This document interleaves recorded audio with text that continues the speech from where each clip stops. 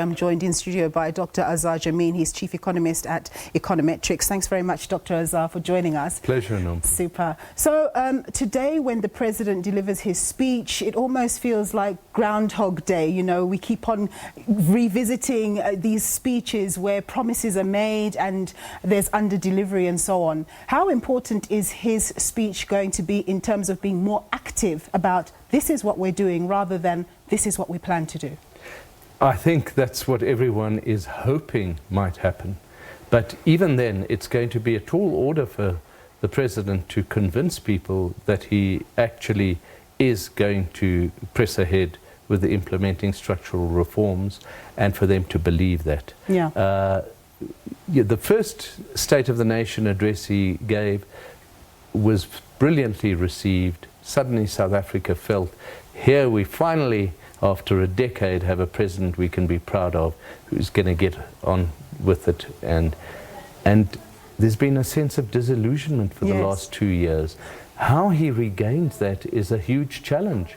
And when I'm asked how would I do so if I was himself, it's very, very difficult if without him abandoning the attempts at trying to keep the peace within the ANC between the various factions. Yes. It's going to be extremely difficult for him to keep the peace and try and please everyone, and at the same time say we are going ahead with this, that, the other, because one side will be unhappy and the other side will be very happy. In your view, Dr Jammine, if he were single-minded and he wasn't worried about placating this one and that one, what would he need to do in order to get us on the right trajectory for growth? Oh, there's a series of issues. The first is to convince people that he really is going to tackle corruption and bring perpetrators of corrupt activities to book so that people start getting scared about being corrupt in the future. That's not the case right now.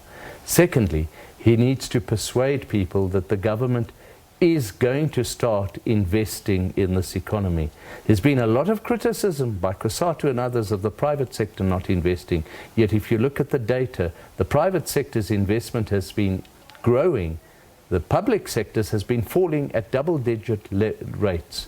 Thirdly, he needs to try and placate people about the state of state-owned enterprises. I don't know how he persuades them that we're on the right path, but because we've had all this repeated time and again, but somehow he's got to exude that.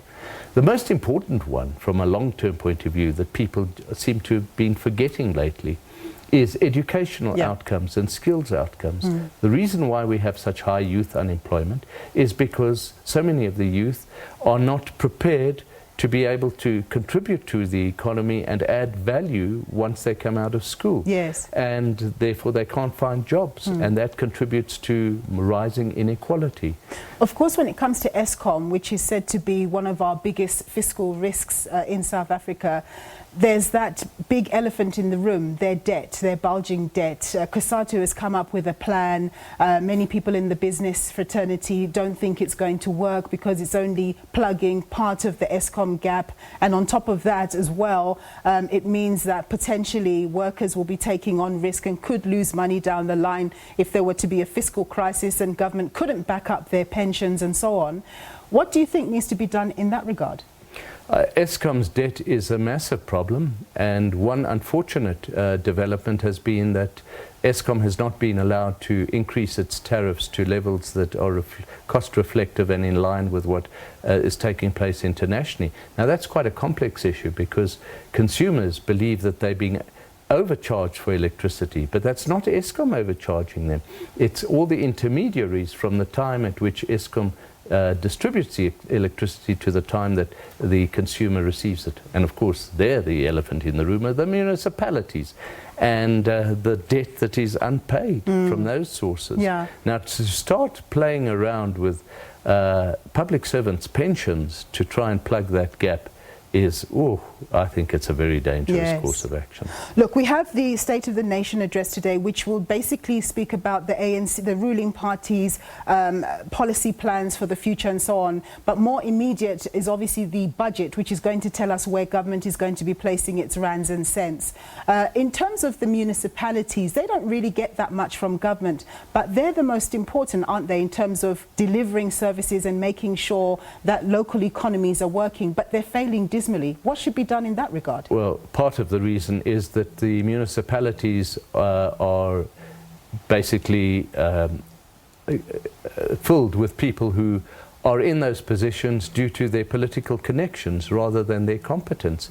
There is a dearth of engineers in municipalities. So how do we actually get going in making municipalities run more efficiently? I have sympathy with people who are complaining about lack of service delivery and blaming many municipal authorities of being corrupt. And that's why they're in the job, not in order to serve the people, but in order to make money for themselves. And that's what we have to overcome. That's why the call for an end to corrupt activities is so important. We've been speaking for years, Dr. Jammine, about implementation, and it just doesn't happen. But in terms of how Moodys is going to perceive us going forward, they're going to be making a call on our sovereign rating come the end of March. What do you think it's going to be? First of all, they have suggested that they may not do it in March, they may delay it.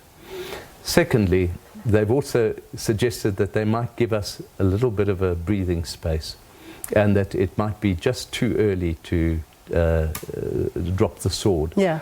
But we have to wait until the budget, and that's going to be a massive challenge for poor old Tito Mboweni, because at the moment the economy is running even more slowly than predicted, so tax revenues are falling short, and there is no sign of a slowdown in the increase in the public sector wage bill. This brings us to the other big elephant in the room, and that is the relationship between the government and the trade unions. Unless government can convince the trade unions to try and just be a little more circumspect in their demands, we're not going to make much progress and we're going to be downgraded. So many problems and so difficult to find solutions. Thank you very much, sir, for joining us. That was Dr. Azar Jammine, Chief Economist at Econometrix.